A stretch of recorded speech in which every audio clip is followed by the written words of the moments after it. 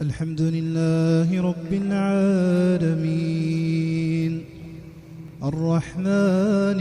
الرحيم مالك يوم الدين إياك نعبد وإياك نستعين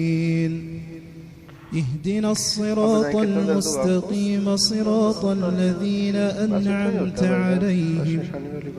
غير المغضوب عليهم ولا الضالين